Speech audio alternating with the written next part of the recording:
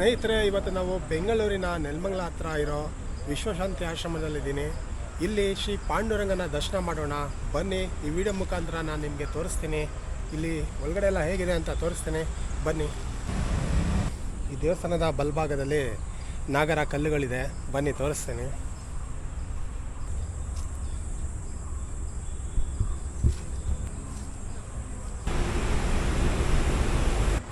ಇಲ್ಲಿ ಎಂಟ್ರೆನ್ಸಲ್ಲಿ ಬಲಭಾಗಕ್ಕೆ ಬಂದರೆ ಆಂಜನೇಯ ಸ್ವಾಮಿ ದೇವಸ್ಥಾನ ಇದೆ, ಬನ್ನಿ ದರ್ಶನ ಮಾಡೋಣ.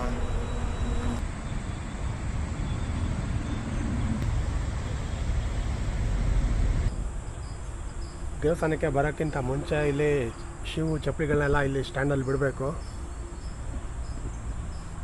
ಸ್ನೇಹಿತರೆ, ಈ ದೇವಸ್ಥಾನದ ಒಳಗಡೆ ನೋಡಿ ಎಷ್ಟು ಪ್ರಶಾಂತವಾಗಿದೆ, ನೋಡಿ ಹೇಗಿದೆ.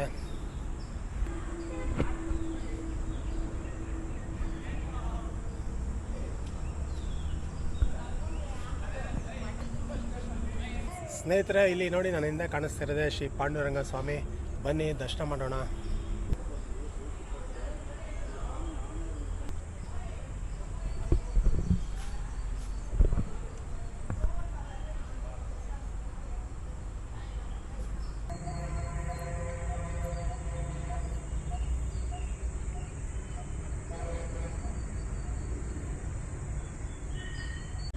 ಸ್ನೇಹಿತರೆ, ಇಲ್ಲಿ ಬನ್ನಿ ಪಾಂಡುರಂಗನ ದರ್ಶನ ಮಾಡೋಣ.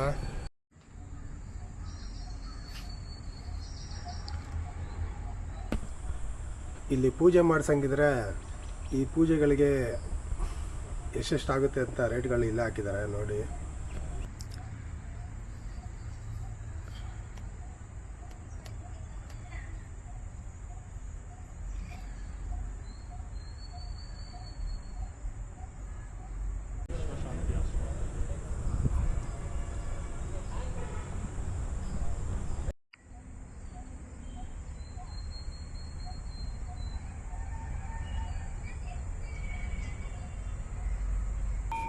ಸ್ನೇಹಿತರೆ, ಈ ಪಾಂಡುರಂಗನ ದರ್ಶನ ಮಾಡಿದ್ಮೇಲೆ ಇಲ್ಲೊಂದು ದೊಡ್ಡ ಸ್ಟ್ಯಾಚು ಇದೆ, ಬನ್ನಿ ಈ ಸ್ಟ್ಯಾಚುನ ನೋಡೋಣ. ನೋಡಿ ಇಲ್ಲಿ ದೊಡ್ಡದಾದಂಥ ಸ್ಟ್ಯಾಚು,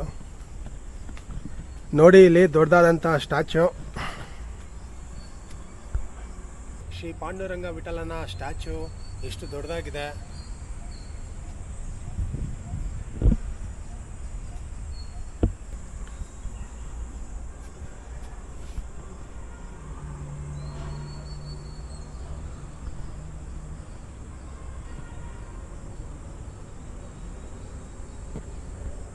ಸ್ನೇಹಿತರೆ, ಈ ಪಾಂಡುರಂಗನ ದರ್ಶನ ಆದಮೇಲೆ ಈ ದೇವಸ್ಥಾನದ ಸುತ್ತ ಅಷ್ಟಲಕ್ಷ್ಮಿಗಳು ದೇವರುಗಳಿದೆ, ಬನ್ನಿ ಒಂದೊಂದಾಗಿ ದರ್ಶನ ಮಾಡೋಣ. ಆದಿಲಕ್ಷ್ಮಿ ನೋಡಿ,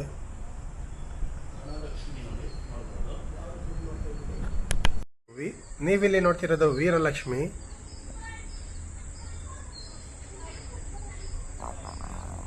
ನೋಡ್ತಿರೋದು ಐಶ್ವರ್ಯ ಲಕ್ಷ್ಮಿ,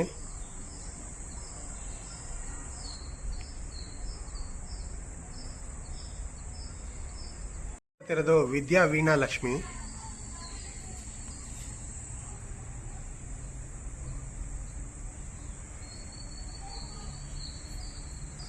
ಸ್ನೇಹಿತರೆ ಇಲ್ಲಿ ನೀವು ನೋಡ್ತಿರೋದು ಧಾನ್ಯ ಲಕ್ಷ್ಮಿ,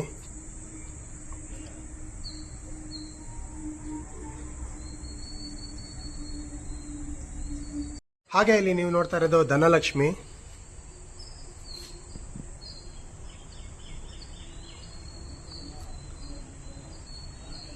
ಹಾಗೆ ಇಲ್ಲಿ ನೋಡ್ತಾ ಇರೋದು ಗಜಲಕ್ಷ್ಮಿ,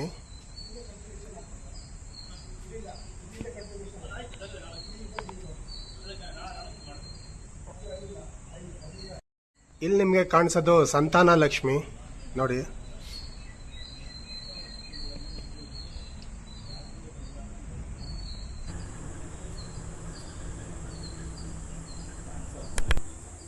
ಬನ್ನಿ ಇನ್ನೂ ಅಲ್ಲಿ ಅಷ್ಟಲಕ್ಷ್ಮಿಗಳ ದರ್ಶನ ಮಾಡಿಸ್ತೇನೆ, ಹಾಗೆ ಹೋಗೋಣ. ನೋಡಿ ಈ ಸ್ಟ್ಯಾಚು ಎಷ್ಟು ಅದ್ಭುತವಾಗಿದೆ ಅಲ್ಲ. ಪಾಂಡುರಂಗನ ಶಿಲೆನ ನೋಡೋದೇ ಒಂದು ಅದ್ಭುತ ಅಂತ ಹೇಳ್ಬೋದು. ನೋಡಿ ಎಷ್ಟು ಅದ್ಭುತವಾಗಿದೆ. ಇಲ್ಲಿ ಪಾಂಡುರಂಗನ ದರ್ಶನ ಮಾಡಿ ಹೀಗೆ ಒಳಗಡೆ ಬಂದರೆ ನಿಮಗೆ ವಿಶ್ವರೂಪ ದರ್ಶನ ಇದೆ, ಬನ್ನಿ ಈ ವಿಡಿಯೋ ಮುಖಾಂತರ ನಾನು ನಿಮಗೆ ತೋರಿಸ್ತೀನಿ.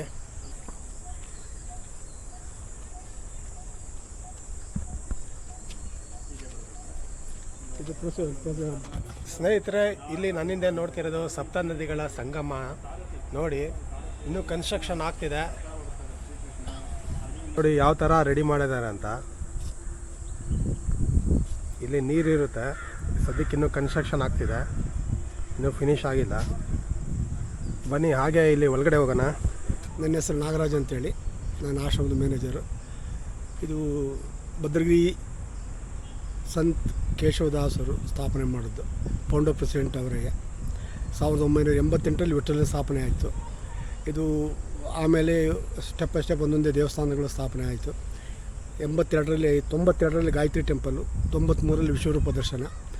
ಹಾಗಾಗಿ ಆಮೇಲೆ 98ರಲ್ಲಿ ಸಪ್ತನದಿಗಳ ಸಂಗಮ ಆಯಿತು.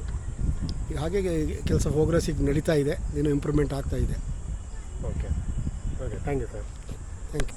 ಸಪ್ತ ನದಿಗಳೇನಿದೆ ಇದು ನೋಡಿಕೊಂಡು ಹಾಗೆ ಇಲ್ಲಿ ಬಂದರೆ ನೋಡಿ, ಮಹಾಭಾರತದ ಕುದುರೆಗಳು.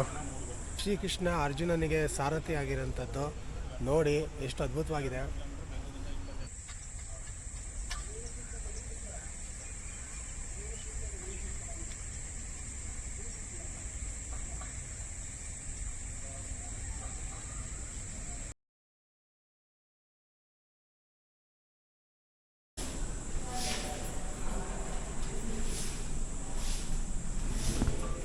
ಸ್ನೇಹಿತರೆ, ಇಲ್ಲಿ ನೋಡಿ ಗಾಯತ್ರಿ ದೇವಸ್ಥಾನ.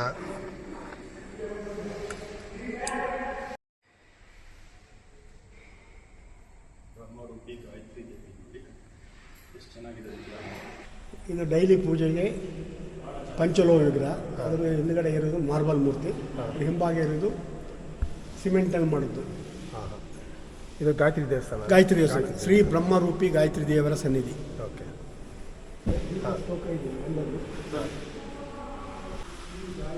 ಇನ್ನು ಇಲ್ಲಿ ಪೇಂಟಿಂಗ್ ವರ್ಕ್ಸ್ ನಡೀತಾ ಇದೆ, ಕೆಲಸಗಳು. ಅದು 15 ಸ್ಟೆಪ್ಸ್. ಹೌದು, 15 ಸ್ಟೆಪ್. ಇಲ್ಲ, ಹಾಗಾಗಿ ಗೀತಾ ಶ್ಲೋಕ ಓದಲಿಕ್ಕೋಸ್ಕರ 18 ಸ್ಟೆಪ್, 18 ಅಧ್ಯಾಯ ಅಲ್ಲ, ಅದರ ಸಂಕೇತ 15 ಸ್ಟೆಪ್ ಮಾಡಿದ್ದಾರೆ. ನೋಡಿ, ನೀವು ವಿಶ್ವರೂಪ ವಿರಾಟ ದರ್ಶನ. ಸ್ನೇಹಿತರೆ, ಇಲ್ಲಿ ನಾನು ಹಿಂದೆ ನೋಡ್ತಿರೋದು ಶ್ರೀಕೃಷ್ಣನ ವಿಶ್ವರೂಪ ದರ್ಶನ, ವಿರಾಟ ವಿಶ್ವರೂಪ ದರ್ಶನ.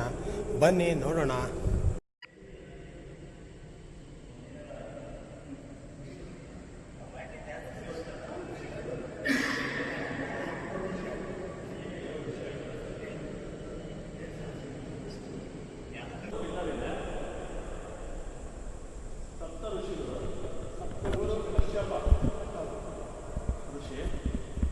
ಅದೇ ರೀತಿಯಾಗಿ ನೀವು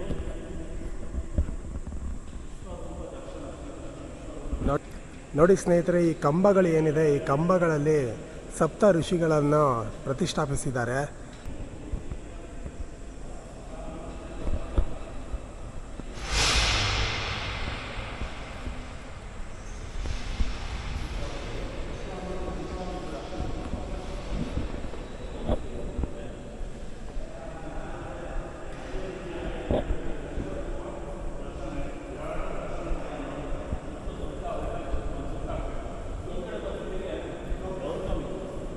ಋಷಿಗಳು ಇದೆ.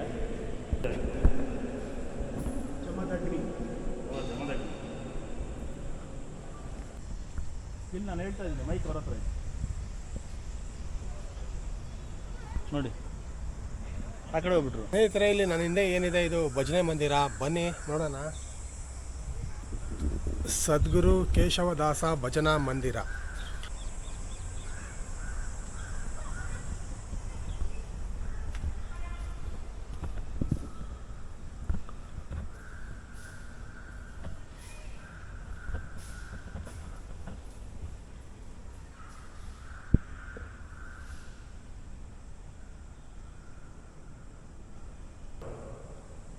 ಗುರುಗಳ ಫೋಟೋಗಳು.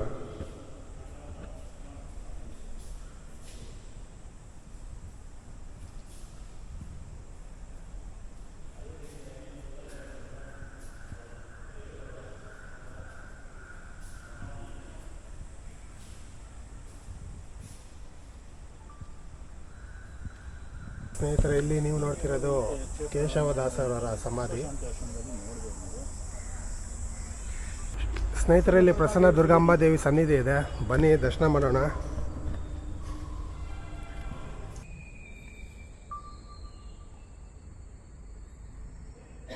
ದುರ್ಗಾ ದೇವಿ ಸನ್ನಿಧಿ ಇದೆ, ಎಷ್ಟು ಚೆನ್ನಾಗಿದೆ ಸ್ಟ್ಯಾಚ್ಯೂ. ಸ್ನೇಹಿತರೆ, ಈ ವಿಡಿಯೋ ಇಷ್ಟ ಆಗಿದ್ರೆ ದಯವಿಟ್ಟು ಲೈಕು ಮತ್ತು ಕಮೆಂಟ್ ಮಾಡೋದನ್ನ ಮರಿಬೇಡಿ. ಹಾಗೆ ಹೊಸಬ್ರಾಗಿದ್ದರೆ ಸಬ್ಸ್ಕ್ರೈಬ್ ಆಗೋದನ್ನ ಮರಿಬೇಡಿ.